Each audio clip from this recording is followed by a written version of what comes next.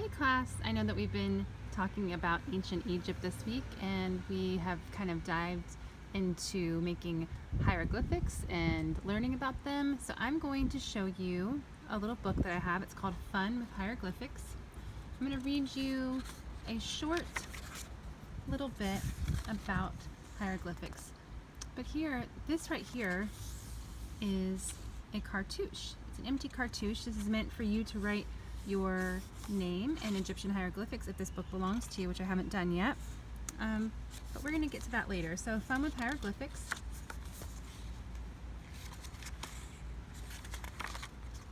About 5,000 years ago in the northeast corner of Africa, the people living along the Nile River began to set their language down in writing.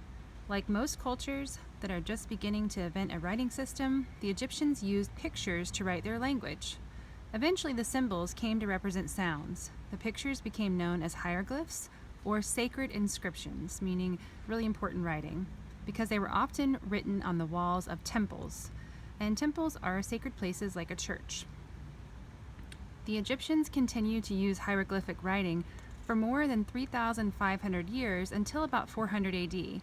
After that, the language was written in the Greek alphabet, with several extra letters added for Egyptian sounds that did not exist in Greek, which means that the Egyptians had a pretty advanced language. This late form of Egyptian is called Coptic. Eventually, Coptic was replaced by Arabic, the language spoken in Egypt today. Since there was no one left who knew how to read or write or speak the ancient language, it died out. Only the hieroglyphics were left to tell us that the language ever existed.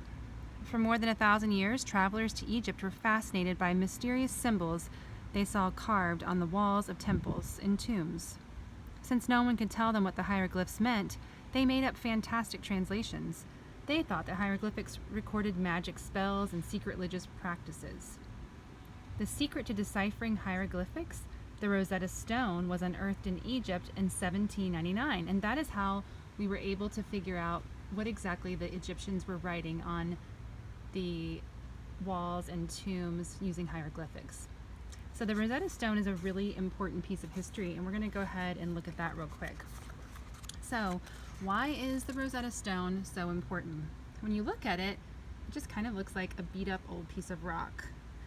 What makes it so interesting and so important is that it was actually broken into 3 parts. So if you look at this top part, I don't know if you can see it too well in this video, but this is hieroglyphics. This would be script, more like handwriting, and then this is translated into ancient Greek. So we actually have 3 different written languages on one stone, and so this was actually able to be translated. So this is the latest hieroglyphic text that has been found, was written in 394 AD, and that's almost exactly 1,600 years ago. So we're getting, close to 2,000 years ago. And at that time, there were only a few people who still knew how to use the ancient Egyptian writing system. And when they died, the skills of reading and writing hieroglyphics died with them. So it's important that we have people that continue to study Egyptian history to keep the language alive. Off and on for hundreds of years, people who saw the ancient hieroglyphic texts on gigantic statues or temples walls failed to decipher the writing. They failed partly because they didn't understand that most of the birds, plants, and animals they saw represented sounds and spelled out words. So like when you made your cartouche of your name, you used different symbols from Egyptian hieroglyphics, and maybe some of you all used birds, or it looked like feathers, snakes, and so we'll get to that soon too. The most important key to deciphering hieroglyphics was discovered by accident in 1799 by a group of Frenchmen who had gone to Egypt with the invading army of Napoleon Bonaparte. He was an important French leader.